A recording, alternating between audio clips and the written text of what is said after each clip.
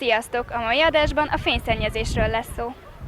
Megtudhatjátok, milyen környezeti és egészségügyi hatásai vannak az éjjel fényárban úszó városnak. Azt is megmutatjuk, milyen egy jól és milyen egy rosszul megvilágított épület. Gyertek, menjünk!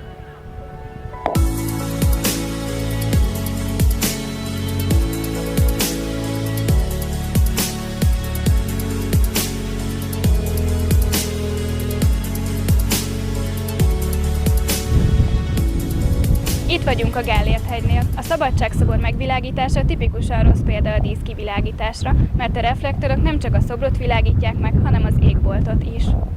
A fényszennyezést olyan mesterséges fények okozzák, amelyek mindent megvilágítanak, nem csak a kiemelendő felületet. Ezzel káprázást, az égbolt mesterséges fényelését, vagy más nem kívánatos környezeti hatásokat okoznak. Ez a taposólámpa is rossz példája a díszkivilágításnak. A városban több helyen is találhattok ilyeneket, és többek között az ebből áradó fölfele irányuló fény okozza azt, hogy a budapestiek nem láthatják a csillagokat. A Művészetek Palotájánál és a Nemzeti Színháznál is főként a taposólámpák és az alulról felfele történő megvilágítás dominál. A díszkivilágításnak az lenne a lényege, hogy kiemelje az épület architektúráját, csak hogy ez a megoldás ahelyett, hogy a meglévő formákat hangsúlyozná, újraértelmezi az építészeti alkotást.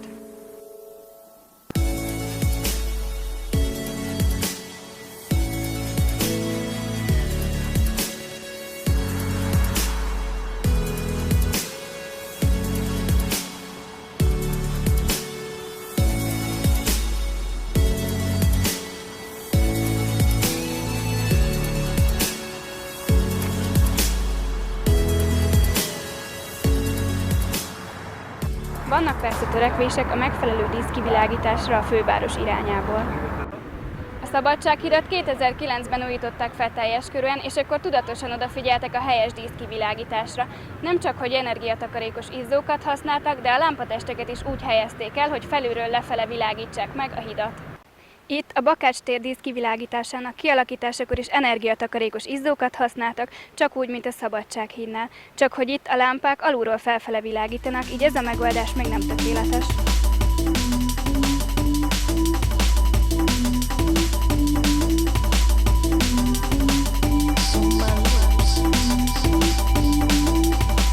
Más országokban azonban vannak erre megfelelő szabályozások, Olaszországban és Csehországban például.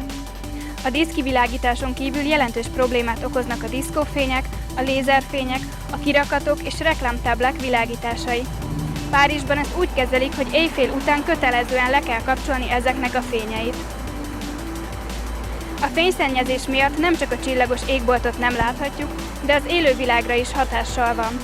Az éjszaka vonuló madarak tájékozódó képességét megzavarhatják az éles, világító fényforrások, és a denevérek szaporodására is hatással lehetnek.